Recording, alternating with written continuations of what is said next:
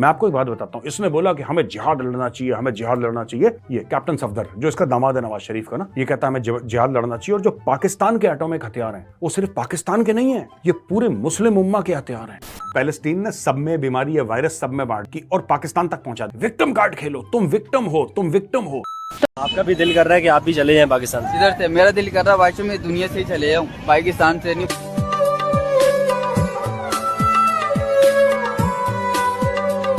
Pakistani property dealer, उनको corner plot से ही भूख नहीं मिटती उनकी। वो बच्चों के डायपर बना रहे हैं, पता नहीं लड़ने वाली फौज क्या उनके पास न्यूक्लियर वेपन से याद आया, कैप्टन सफदर जो कि नवाज शरीफ का दामाद है, उसमें पता नहीं जोश आ गया। पूरा खानदान चोर है नवाज शरीफ का, तो वो भी चोर है, सफदर भी चोर है, उसकी बेटी, बेटे, दामाद, ताया, चाचे सब चोर हैं। इसलिए वो जेल में भी था चोरी के चक्कर में, और अब वो जिला वतन है, बाहर रह रहा है वो, अब वो आने की कोशिश कर रहा है अंदर। मैं आपको एक बात बताता हूं, इसने बोला कि हमें जिहाद लड़ना चाहिए, हमें जिहाद लड़ना चाहिए। ये कैप्टन सफदर जो इसका दामाद है नवाज शरीफ का ना, ये कहता है हमें जिहाद लड़ना चाहिए। और जो पाकिस्तान के एटॉमिक हथियार हैं वो सिर्फ पाकिस्तान के नहीं है, ये पूरे मुस्लिम उम्मा के हथियार हैं। तो भाई इतनी बकवास क्यों कर रहा है, क्यों इतनी बकवास कर रहा है? अगर पूरी मुस्लिम उम्मा के दे दे दो चार हमास को, दे दे दो चार हमास को, पर तू देगा नहीं। क्यों? क्यों? और तेरा ससुर आ जाए वो भी नहीं देगा। क्यों? क्योंकि तुम लोग हो लाहौरी।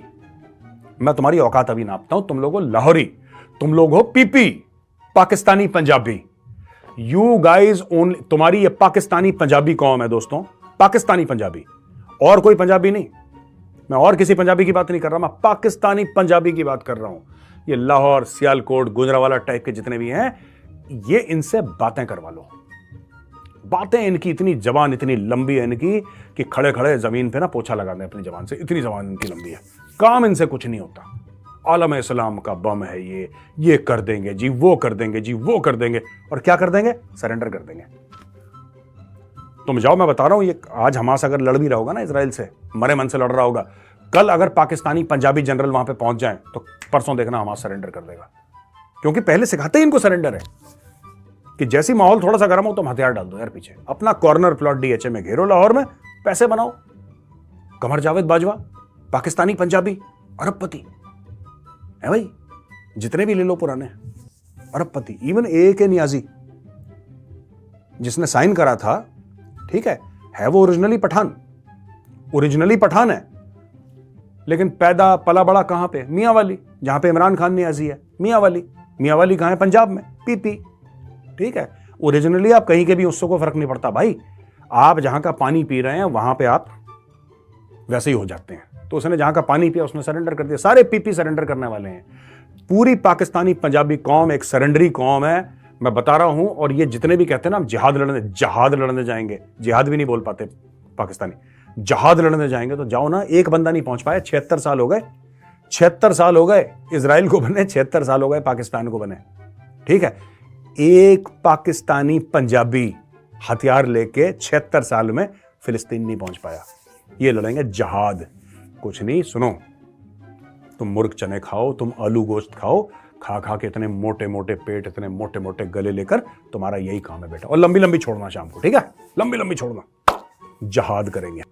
दोस्तों, इजराइल के एयर स्ट्राइक में एक हमास का लीडर, उसका नाम था जिहाद मेहसन, नाम ही इसके बाप ने इसको जिहाद दी। ये तो हालत है इसकी यार, ये देखो जिहाद, इसके बाप ने बोला हाँ बेटा जिहाद, एक गिलास पानी लेकर। ये कैसे बात करते होंगे घर पे, इसका नाम ही जिहाद है, उसको निपटा दिया।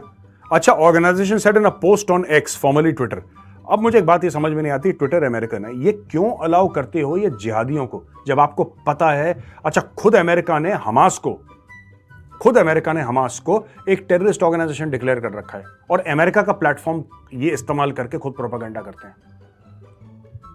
सोचो, ये कहता है major general Jihad Mehsen, commander of the Palestinian national security forces in Gaza strip and his family were killed by the bombing of his house inside Sheikh Radwan neighbourhood. वो और उसके परिवार को ऑफ कर दिया इजरायलीज ने।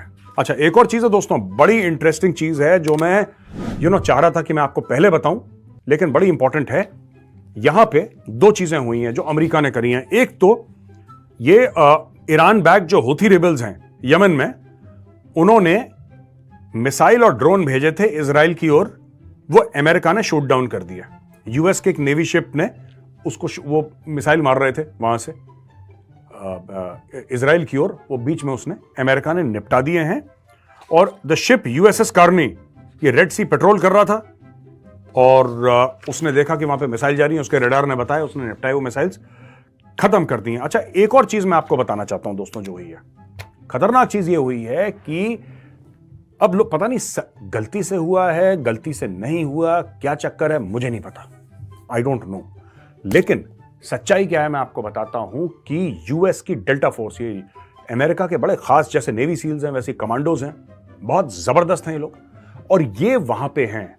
उनकी photograph Joe Biden से हाथ मिलाते हुए ये प्रेसिडेंशियल ऑफिस ने या व्हाइट हाउस ने ट्वीट कर दी। फिर 1 घंटे के बाद उस फोटो को हटा दिया, लेकिन तब तक वो फोटो वायरल हो चुकी थी, यानी कि अमेरिका ने एक्चुअली ट्रूप्स ग्राउंड पर डाल दिए। ठीक है, और वो भी डेल्टा फोर्स। तो यहां पे उनकी नेवी एक्टिव है जो इजराइल को एक कवर दे रही है ऊपर से, right? The best navy in the world, the most advanced, the most powerful navy in the world, US navy. और उसके अलावा डेल्टा फोर्स वाले, मैं आपको एक और चीज बताता हूं, यहां पे डेल्टा फोर्स होगी ना, दूर नहीं है वहां से कि वहां पे नेवी सील्स भी ऑपरेट कर रही होंगे। आप मुझसे लिख के ले लीजिए आज, या आज नहीं तो 10, 15, 20 दिन, 1 महीने के बाद आपको पता लग जाएगा वहां पे नेवी सील्स ऑपरेट कर रही हैं। और एक और चीज, आप ग्रुप के नाम याद करिएगा कि मेजर ने आज की तारीख में बोला था, डेल्टा फोर्स का नाम याद आया ना, ये सारे रिश्तेदार हैं आपस में, ये मामे के लड़के, चाचे के लड़के, ये सारे ग्रुप्स ऐसे ही हैं ये। ठीक है, एक डेल्टा फोर्स आ गया, अब आप देखना यूएस नेवी सील्स आएंगे वहां पे, और यूके वहां पे SAS भेजेगा, स्पेशल एयर सर्विस, जो यूएस की जो सारे स्पेशल फोर्सेस है ना, सारे स्पेशल फोर्सेस, दुनिया भर की स्पेशल फोर्सेस का जो ओरिजिनल फाउंडर है वो SAS है, डेविड स्टर्लिंग।